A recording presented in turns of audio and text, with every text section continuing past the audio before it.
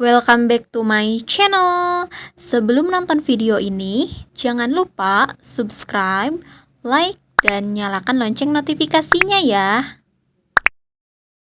Cerita dimulai. Ramadan tahun ini terasa berbeda bagi Raffi. Sudah 3 tahun ia merantau di kota besar tanpa pernah sekalipun pulang ke kampung halamannya.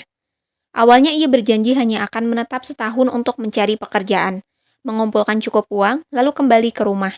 Tapi kenyataannya tidak seindah rencananya.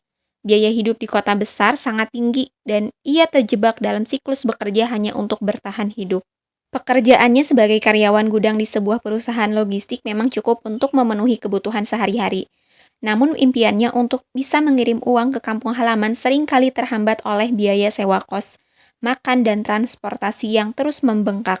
Setiap kali ibunya menelpon, ia hanya bisa berkata, "Insya Allah Bu, tahun depan Raffi pulang." Namun, tahun demi tahun berlalu dan janji itu tak pernah ia tepati. Sore itu, menjelang waktu berbuka puasa, Raffi duduk di halte bus dekat tempat kerjanya. Hatinya gundah, teman-temannya sudah mulai sibuk membicarakan rencana mudik mereka.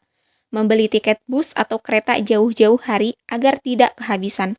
Raffi hanya bisa tersenyum tipis setiap kali ditanya, "Lo nggak pulang kampung, Raff?" Ia tidak punya cukup uang untuk membeli tiket. "Ah, mungkin nanti kalau ada rezeki," jawabnya setiap kali, menutupi kesedihannya sendiri.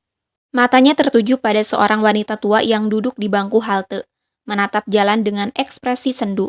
Raffi memperhatikannya sejak awal Ramadan.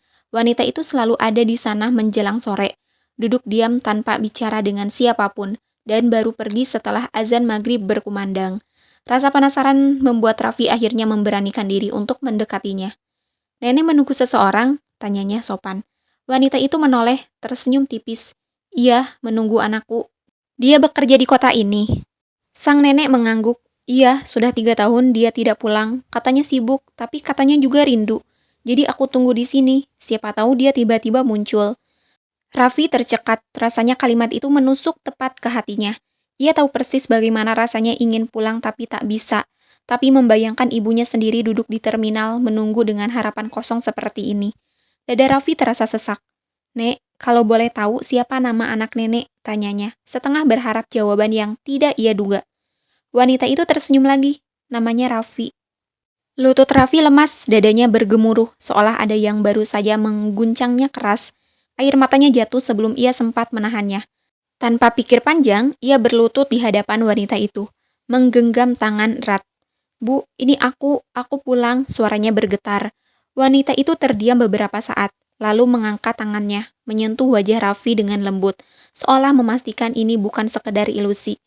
"Anakku, benar ini kamu?" Raffi mengangguk sambil menangis. Ia menyesali semua alasan yang ia buat selama ini. Semua kesempatan yang ia lewatkan untuk pulang. Ia bersumpah dalam hati tidak akan pernah lagi membiarkan ibunya menunggu sendiri di terminal, berharap pada sesuatu yang tak pasti. Sore itu, ia menggenggam erat selembar tiket mudik, tiket yang akan membawanya pulang ke rumah, ke pelukan ibunya, ke tempat di mana hatinya seharusnya berada sejak dulu. Kelanjutan ceritanya ada di next video ya. Terima kasih yang sudah nonton video aku. Bye-bye.